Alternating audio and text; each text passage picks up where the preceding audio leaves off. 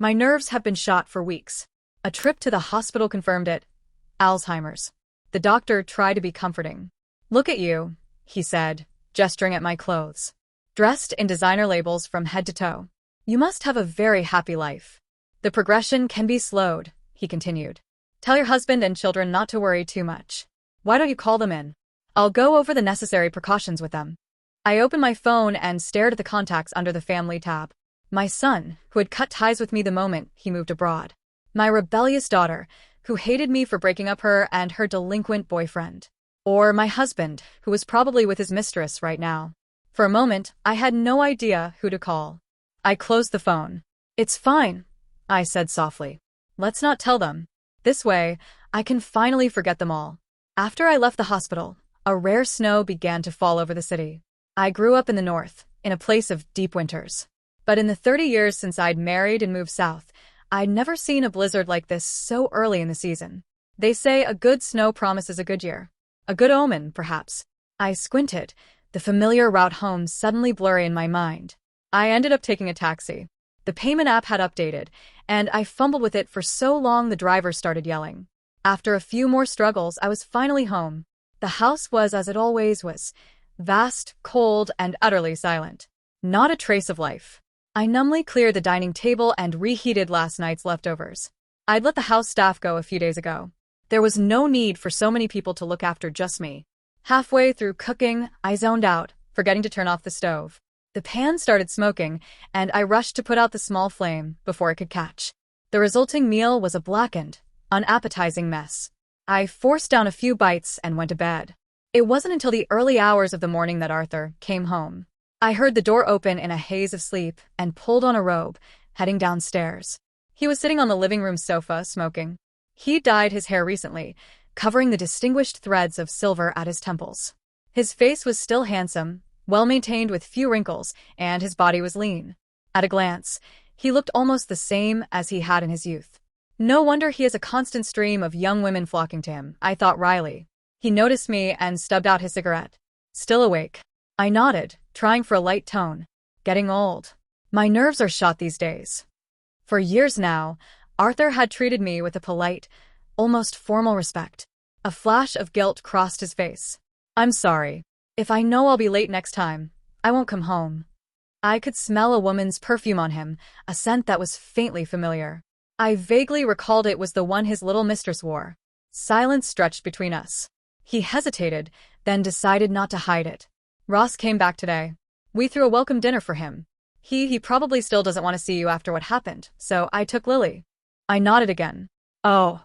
I congratulated myself internally. It was his mistress's perfume. My memory wasn't so bad after all. Not as bad as the doctor made it sound. Have you eaten? He asked, a pang of guilt in his voice. If not, I can make you something. I cut through his pretense. Arthur, I need to talk to you. I put on my reading glasses, fumbling in my handbag for a moment before I found what I was looking for. I handed him the file. He flipped through it, his expression souring as he read. I sighed. Arthur, my mother passed away at the beginning of the year, didn't she? I was thinking our marriage doesn't have to count anymore either. We've both lived such constrained lives, forced to marry without love. We're old now.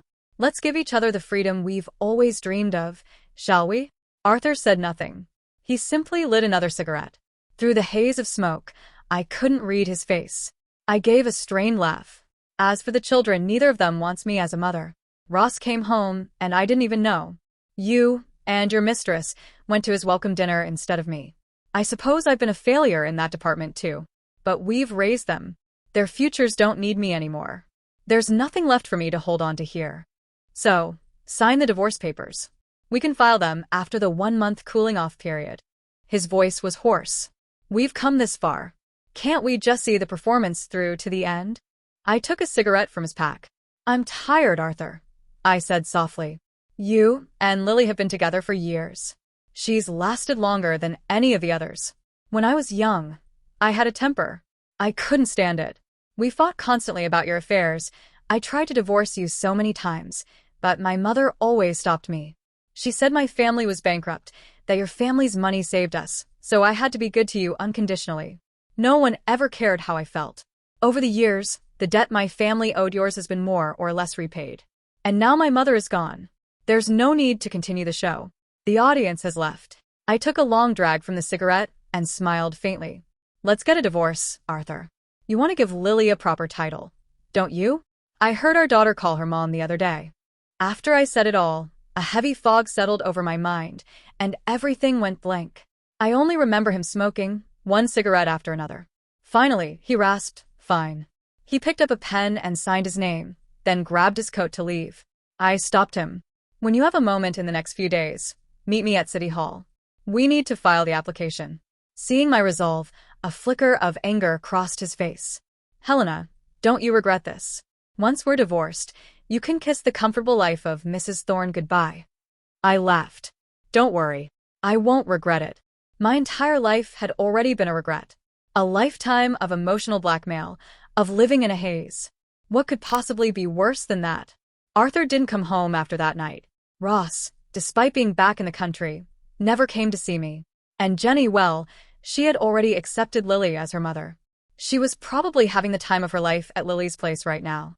I remembered the fight we had before she ran away from home. It was because she'd started dating some reckless biker, skipping her university classes to go joyriding with him. I had grounded her and frozen her credit cards. She had screamed at me, tears streaming down her face. You're not my mother. You don't understand me at all. Aunt Lily supports me and my true love. You're not even a tenth of the woman she is. I felt a wave of helplessness. I wanted to say, I'm your mother. Only your mother will ever try to guide you. Outsiders don't care. They'll just tell you what you want to hear to make you happy. But the words wouldn't come out. I hate you. You don't deserve to be my mother. No wonder Dad doesn't love you. You deserve to be alone. She slammed the door and left. That night, Lily took her in and sent me a text. Jenny's with me, Helena. Don't worry. I'll take good care of her for you. Back then, I still hated Lily. I didn't want my daughter anywhere near my husband's mistress.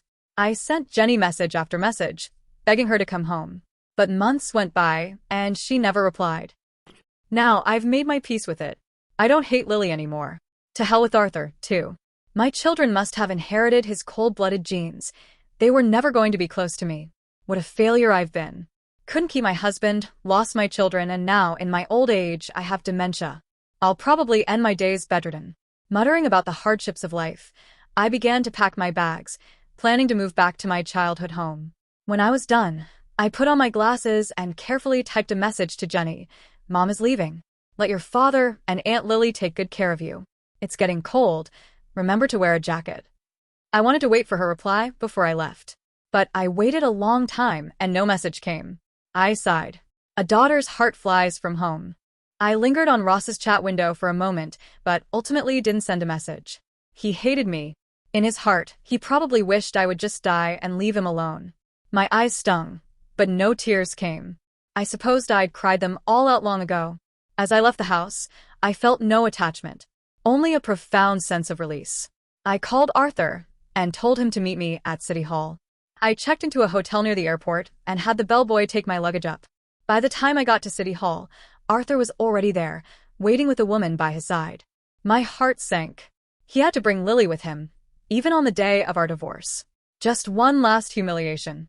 Lily had endured years of being the other woman, and now, in her 40s, she was about to become the new Mrs. Thorne. Her face was alight with triumph. In her eyes, I was the loser. Dressed in a chic black coat, she clung to Arthur's arm. She put on a show of magnanimity. Do you have any plans, Helena? It's hard to find a job at your age, and you don't have much savings. Why don't you keep living in the house? I'll have Arthur move in with me. Besides, Jenny and Ross are staying with me now, and they miss their father. Her words were a clear provocation. Arthur said nothing. No need to trouble yourself, I said coolly. I've already moved out. You and the children can have the house. The house, the people, they're all things I no longer want. Lily's smile faltered. Well, if you need anything in the future, just let us know. You and Arthur were married for so long, after all. We'll help if we can. No, thank you. Helping me with this divorce is the greatest help you could possibly offer. At my words, Arthur's hands clenched into fists. We went inside. Lily waited in the car. After a long silence, he spoke. Wouldn't it be better to just keep things as they are? I didn't even look at him. That's what you think. He rubbed his temples in frustration. You're just as impulsive as you were when you were young, always throwing tantrums. I gave you 2 chances to reconsider. You didn't take them. Save that good fortune for Lily. I don't need it." The head of the Thorne family was rarely spoken to like this. His face darkened, and he didn't say another word. After the paperwork was done, he walked out, got in the car with Lily, and drove away without a backward glance. I clutched the divorce certificate in my hand, a wave of relief washing over me. It didn't matter how hard the future would be. In this moment, for the first time in 30 years, I was free. I spent the night at the hotel and took an early flight the next morning. Before my mother died, she left me our ancestral home in the north. After arriving, I went straight there. Staring at the dusty, long-abandoned house, I felt a pang of melancholy. I remembered the last day I spent in this house. My mother had knelt before me, her head touching the floor, sobbing. She said if I married Arthur Thorne, his family would save ours from ruin. Only I could save them. If you don't marry him, you are no longer a Vance. You are no longer my daughter. On my wedding day, she offered no blessings. Instead, she sat counting the money the Thornes had transferred to her bank account, a wide grin on her face. I closed my eyes, trying to recall some happy memories from this house, but they were all shrouded in a thick fog. The doctor said my condition would soon become moderate. I would forget many things, my movements and speech would become impaired. I might even lose the ability to talk. But I wasn't afraid. To forget all those people and all those things before I die meant I wouldn't have to remember them in the next life. While my mind was still relatively clear, I spent a few days cleaning the old house until it felt new again. My neighbors were a kind mother and son. When they learned I'd moved in, they often invited me over. We got along well and quickly became friends. The days passed quickly. In a blink, I had been living in the north for half a year. In the first 2 months, I planted a garden, spending my days watering and fertilizing. In the months that followed, I would forget to water the plants entirely. I'd wake up and just stare into space for hours, sometimes forgetting to eat. My neighbor noticed my garden had withered and that I had grown thin. She was worried. She invited me to her house for dinner. When the food was served, I couldn't remember how to use chopsticks. Panicked, I reached for the food with my hands. "Helena," she cried, gently stopping me. She stared at me, a look of realization dawning. Are you ill?" It was only then that I realized what I was doing. The shame was overwhelming. I wanted to run, to disappear. Suddenly, I didn't want to be sick anymore. In the later stages of this disease, I might lose my dignity entirely. I had spent my life valuing etiquette and propriety. I couldn't accept becoming a person without a sense of shame. "I'm sorry," I managed to say, the words feeling foreign in my mouth. I realized I hadn't spoken in a long time. "It's okay, Helena. I understand what's happening. We'll take care of you." "That's right, Aunt Helena," her son, a young boy named Leo, added. "I'll come visit you often. Please don't cry." He took a napkin and gently wiped my cheek. I realized then that I was weeping. The neighbors became my lifeline, though I couldn't always remember their names. Some days I woke knowing exactly who I was, Helena Vance, formerly Thorne, 53 years old, divorced, Illinois. Other days I woke to a clean slate, peaceful and unburdened, only to have reality come crashing back in fragments throughout the day. Leo's mother, whose name I had to check in my notebook to remember was Susan, began leaving meals at my door. Simple things. Dumplings, congee, steamed buns. Food I could eat with my hands when the fog was thick. I started keeping notebooks. One by each door, one by my bed, one in the kitchen. In them, I wrote instructions to myself. The stove is dangerous. Do not use it alone. Susan lives next door. She is kind. Trust her. You have Alzheimer's. You are safe. You are home. On my clear days, I also wrote other things. Memories I wanted to preserve, even if only on paper. Ross was born on a spring morning. He had Arthur's eyes. You loved him the moment you saw him. Jenny used to bring you dandelions from the garden. She called them wishes. There was a version of your life where you were happy. Try to remember that. But as the weeks passed, the clear days became fewer. I would find notes in my own handwriting that I didn't remember writing. Sometimes I would read them over and over, trying to summon the memory, but it was like grasping at smoke. One afternoon, I found myself standing in the garden, holding a watering can over plants that had been dead for months. I didn't know how long I'd been standing there. The sun was setting, painting everything gold and red. Susan found me there, gently took the can from my hands, and led me inside.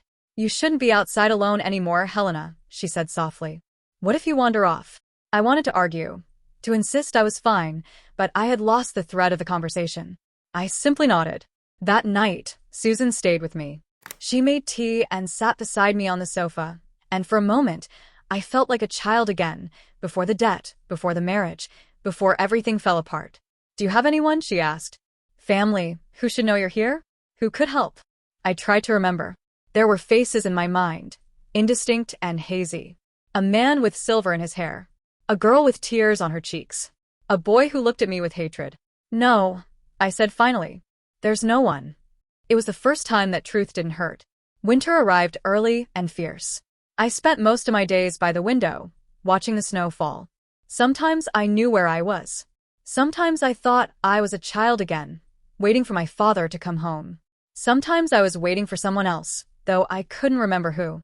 Susan hired a part-time caregiver, a young woman named May, who came 3 times a week. She was patient, helping me dress when I forgot how buttons worked, reminding me to eat when I forgot I was hungry. You were someone important once, weren't you? May asked one day as she brushed my hair. You have such elegant things. Designer clothes, expensive jewelry. I looked at her in the mirror, trying to understand the question. Was I? She smiled sadly. The tags are still on some of them. You must have lived quite a life. That night, I went through my closet. She was right. Rows of clothes I didn't remember buying, shoes I'd never worn, handbags worth more than most people earned in a year. Evidence of a life I could no longer recall. I found a box on the top shelf, filled with photographs. I brought it down and spread them across my bed. A wedding photo, a young woman in white, unsmiling, next to a handsome man who wasn't looking at her. 2 children at various ages, birthdays, holidays, school photos. All of them showed the same thing, a family that existed on paper but not in spirit. In every photo, there was distance, space between the bodies that no amount of proximity could bridge. One photo stopped me. It showed the young woman, me, I realized, alone in a garden, unaware she was being photographed. She looked so tired, so profoundly, bone-deep tired. I put the photos back in the box and shoved it to the bottom of the closet. Some things were better forgotten. Spring came, though I barely noticed. May told me I had stopped speaking. The words were still there, somewhere, but I couldn't find them anymore. I tried to tell her I understood, that I heard everything she said, but my mouth wouldn't cooperate. She held my hand. It's okay, Helena. You don't have to talk. Susan and Leo visited every day. Leo, who must have been about 12, would sit with me and read books aloud. I didn't understand the stories anymore, but I loved the sound of his voice, the rhythm of the words. One afternoon, there was a commotion outside. Voices, urgent and worried. Susan appeared at my door, her face flushed. Helena, there are people here. They say they're your family. Family. The word echoed in my mind, meaningless. 3 people entered my small living room. A man in an expensive coat, his hair dark now, no silver. A young woman with red eyes. A young man who looked uncomfortable and angry. They stared at me. I stared back. Mom, the young woman said, her voice breaking. Mom, it's me. It's Jenny. I searched her face, looking for recognition, but found only fog. The man stepped forward. Helena. His voice was careful, controlled. It's Arthur. We've been looking for you for months. Arthur. The name stirred something, a distant echo of pain, but I couldn't grasp it.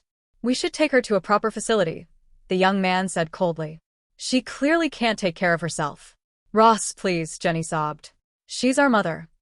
She stopped being our mother a long time ago. Susan stepped between us, protective. Who are you people? Helena's been here for months, and not one of you visited. Now you show up and want to take her away. Arthur's jaw tightened. We're her family. We have every right. You have no rights. Susan snapped. She divorced you. She chose to leave. She wanted to be here. She has Alzheimer's. Arthur shouted. She couldn't have made that choice rationally. In the chaos of their arguing, I watched them all. These strangers fighting over me like I was a possession to be claimed. And suddenly, with perfect clarity, I remembered. I remembered everything. The loveless marriage. The affairs. The children who learned to hate me. The mother who sold me to save herself. The 30 years of slow suffocation. I remembered choosing to forget. I stood up, shakily, and walked to the door. I picked up the notebook sitting there and thrust it at Arthur. He read it, his face going pale. It was the entry I'd written months ago. If my family finds me, tell them I chose this. Tell them I'm finally free. Tell them not to take that from me. They didn't leave. Arthur rented a house in town and moved in with Jenny. Ross stayed for 2 days before flying back to wherever he'd come from, barely speaking to anyone. Jenny came to see me every day, crying, apologizing for things I could no longer remember. She would hold my hand and talk about her childhood, about memories I couldn't access anymore. "Do you remember teaching me to braid my hair?" she asked. "Or the time we made cookies and burned them so badly Dad banned us from the kitchen?" I looked at her blankly. "You used to sing me to sleep. Do you remember the song?" I didn't. But seeing her pain stirred something in me. An instinct, maybe. A mother's instinct that survived even when memory didn't. I touched her face, and she burst into fresh tears. Arthur watched from the doorway, never coming closer. One evening, after Jenny had left, he finally entered. He sat across from me, and we existed in silence for a long time. "I was going to marry her," he said finally. "Lily." After the divorce went through. But I couldn't do it. I didn't respond. Couldn't respond. "She's gone now." I sent her away, gave her money, made sure she was taken care of, but I ended it. He laughed bitterly. 30 years of affairs, and the moment you were truly gone, I realized none of them meant anything. He leaned forward, his eyes red. "I know you can't understand me anymore. The doctor said you probably won't remember this conversation 5 minutes from now. But I need to say it. I'm sorry, Helena. For all of it. For being a coward. For making you live a life you never wanted. For breaking our family before it even had a chance to form." He pulled out a worn photograph, our wedding photo. "You were 23. I was 25. We were strangers forced into marriage by our parents' debts and ambitions. I thought I could make it work. I thought if I provided for you, gave you a good life, it would be enough. I didn't understand that you needed love, not just comfort." A tear slid down his cheek. "By the time I realized what I'd lost, you'd already learned to live without me. We became strangers in the same house. And I was too proud, too stupid, to fix it. So I ran to other women, looking for something I'd thrown away before I ever knew its value." He stood, preparing to leave. "I don't expect forgiveness. I don't deserve it. But I want you to know, even if you forget this the moment I leave, that I loved you. Too late, too little, but I did. I do." After he left, I sat in the growing darkness. Somewhere in the fog of my mind, his words echoed. I couldn't hold on to them, couldn't fully understand them, but they left a warmth in my chest. Perhaps some things transcend memory. Summer turned the world green and gold. My condition worsened steadily. Most days I couldn't feed myself. I often didn't recognize my surroundings. May moved in full-time, and Susan checked on us constantly. Jenny still came every day, though I never knew who she was. She would brush my hair, hold my hand, tell me stories about a life I couldn't remember. Sometimes I smiled. Sometimes I cried, though I didn't know why. Arthur came once a week, always quiet, always watching me with an expression I couldn't name. One afternoon, I had a moment of clarity. They were becoming rarer now, like stars glimpsed through heavy clouds. Jenny was reading to me, and suddenly I knew her. "Jenny?" I whispered, the word like rust in my mouth. She dropped the book, her hands flying to her mouth. "Mom? Mom, do you know me?" "My baby," I managed. "My girl." She threw her arms around me, sobbing. "I'm so sorry, Mom. I'm so sorry for everything I said. I was terrible to you. You were just trying to protect me, and Sho. I stroked her hair, the gesture coming back to me like muscle memory. "You were young. The young are supposed to rebel. It's how they learn. I love you, Mom. I love you so much." "I know, sweetheart. I always knew." The fog was creeping back in. I could feel it at the edges of my mind, ready to swallow me again. "Jenny," I said urgently, "tell your brother, tell Ross, that I never blamed him. Tell him I understood. He needed to hate me to break free. Some birds can't fly until they burn the nest." "Mom, you can tell him yourself. He's coming back next month. Tell him," I insisted. "Tell him his mother loved him, even when she couldn't show it. Especially then." She nodded, tears streaming down her face. I looked around the small, sunny room, at the life I'd built in my final clear-minded months. I'm happy, I told her. Tell your father I'm happy. He needs to know that. I will, Mom. I promise. The fog rolled in, and she became a kind stranger again. But I was smiling as the world went soft and distant. They said I lived for another year, though I wasn't really there for most of it. Jenny stayed in the north, moving into my house to help make care for me. Arthur came every weekend, sitting beside my bed for hours, sometimes talking, sometimes silent. Ross came twice. The first time, he stood in the doorway, unable to come closer. The second time, months later, he sat beside me and held my hand. I'm sorry I hated you for so long, he told my sleeping form. Jenny explained everything. About grandmother, about the forced marriage, about how you gave up your whole life for a debt that was never yours. I was angry at you for being sad, for not being the perfect mother, but you were drowning, weren't you? And we were too young to see it. He came every week after that. In my final days, I stopped eating. My body was shutting down, ready to rest. They gathered around my bed. Arthur, Jenny, Ross, Susan, May, young Leo. I opened my eyes one last time, and the fog was gone. Everything was crystal clear. I saw Arthur, aged now, gray throughout his hair, his face carved with regret and love that came too late. I saw my children, grown and flawed and trying their best. I saw the family we never were but might have been in a different life. And I felt no anger, no regret, only a quiet, profound peace. I had forgotten so much. The fights, the affairs, the loneliness, the bitter words. The disease had taken my memories, but also my pain. And in the space they left, I'd found something I'd never had before. Freedom. Choice. A small, gentle life that belonged only to me. In the end, forgetting had been a gift. My last thought, before the darkness came, was this. I lived my life in a cage. But at the end, for just a little while, I flew. The snow fell softly outside, like the first snow of my freedom, covering everything in white. And I let go. 3 years later, Jenny stood in front of the house in the north. She'd kept it, unable to let it go. The garden was thriving now. She'd replanted everything her mother had tried to grow, had learned to care for it properly. Roses, jasmine, and her mother's favorite, forget-me-nots. Ross stood beside her, his arm around his sister's shoulders. They visited together now once a year on the anniversary. Do you think she was happy at the end? Ross asked. Really happy? Jenny smiled through her tears.